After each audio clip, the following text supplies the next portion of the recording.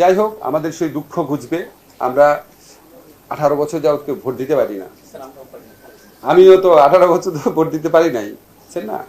নির্বাচনের সময় তো জাস্ট ওয়েট করেন, কিছুদিনের মধ্যে ঘোষণা শুনবেন। ভোটাধিকারের কথা বলছেন, আমার প্রত্যেক ক্লাসে যখন আমি যেতাম জিজ্ঞেস করতাম আমার ছাত্রদের, তোমাদের মধ্যে কে কে ভোট দিয়েছে? তো তারা হাসাহাসি শুরু করতো। এবং কেউ কেউ বলতো, স্যার আমার তো, আমি স্যার ভোট দিয়েছি স্যার, কিন্তু 10-12টা।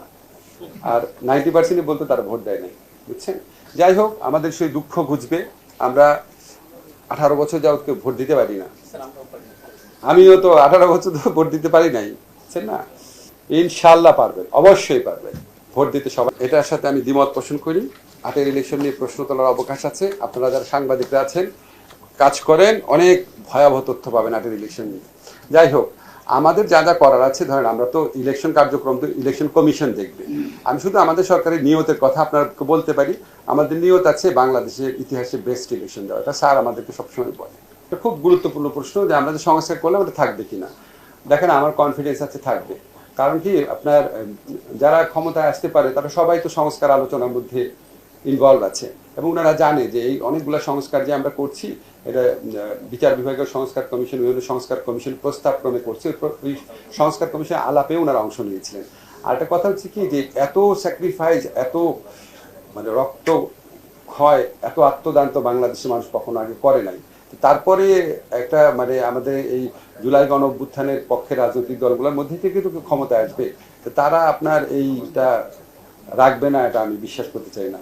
আমরা যে আপনার যে ইয়ের কথা বললেন, সচিবালয়ের কথা যেটা বললেন, সেটা সেটা অর্জন করার ধাপ হিসাবেই কিন্তু ওই যে বললাম না, যে বিচার বিভাগীয় কর্মকর্তাদেরকে পদ সৃজন, প্রধান বিচারপতি করবেন, তারপর ওনাদের পদায়নের সুনির্দিষ্ট বিধিমালা, এটা ওই স্টেপটা অর্জনের জন্য। এটা রাতারাতি করা যায় না, এটা স্টেপ ওয়াইজ করা যাচ্ছে। ইনশাল্লাহ আমাদের আমলে এটা করা হবে।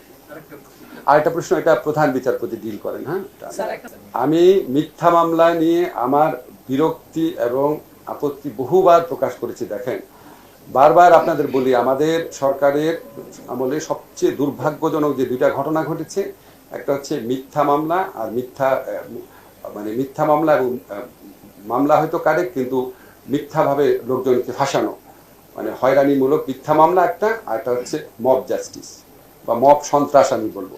এই দুইটা আমাদেরকে খুবই পীড়িত করে। আমাদের মতো চেষ্টা করি। আর মিথ্যা মামলা ঠেকানোর জন্য বা এই মামলাতে অভিযুক্তদের রিলিফ দেওয়ার জন্য আমরা ফৌজদারি কার্যবিধির সংশোধন করে এই আইন করেছি যে পুলিশ চূড়ান্ত রিপোর্টের জন্য অপেক্ষা না করে একটা মানে প্রিলিমিনারি প্রতিবেদন তৈরি করে, এটা পুলিশ সুপার নির্দেশনা, যে প্রিলিমিনারি প্রতিবেদন তৈরি করে আদালতে দিবে। আদালত যদি দেখে এখানে ধরেন 400 লোকের বিরুদ্ধে মামলা করা হয়েছে, মাত্র 10-12 জনের বিরুদ্ধে এটা বিশ্বাসযোগ্য সাক্ষ্য আছে, বাকিদের বিরুদ্ধে নাই, তাদেরকে তাহলে আদালত তখনই ডিসচার্জ করে দিতে পারে। কিন্তু এই মামলাটা অপারেশনালাইজ করার দায়িত্ব হচ্ছে স্বরাষ্ট্র মন্ত্রণালয়ের। ওনারা অলরেডি কিছু উদ্যোগ নিয়েছে, ইনশাআল্লাহ কিছুদিনের মধ্যে এটা সুফল পাবেন। আচ্ছা, দৃশ্যমান বোধহয় আপনাদের খুব প্রিয় শব্দ পরিণত হয়েছে না? এই যে আপনাকে এতগুলা সংস্কার বললাম, এগুলি দৃশ্যমান লাগছে না? এটা কি রাষ্ট্রীয়ভাবে না? একটা বিচার বিভাগ স্বাধীন করার জন্য এতগুলা আইন করা হচ্ছে, একটা বিচারকে দ্রুত হয়রানি মুক্ত করার জন্য এতগুলা সিআরপিসি সিপিসি সংস্কার করা হচ্ছে। এগুলি কিচ্ছু না, খালি আপনার কি মানে উচ্চকক্ষ নিম্নকক্ষ, সব উচ্চকক্ষ নিম্নকক্ষ এগুলি তো করেই এইসব কাজ করার জন্য। আপনাদের কাছে মানে আমি সরি, আপনাদের কাছে মনে হচ্ছে যে এগুলি হয়তো খুব গুরুত্বপূর্ণ সংস্কার না। এগুলি অনেক গুরুত্বপূর্ণ সংস্কার। এরকম আমারটা আমার মন্ত্রণালয় বললাম, অন্য অনেক মন্ত্রণালয়ের কাজ হচ্ছে, ওনারা আপনাদের ধীরে ধীরে বলবেন।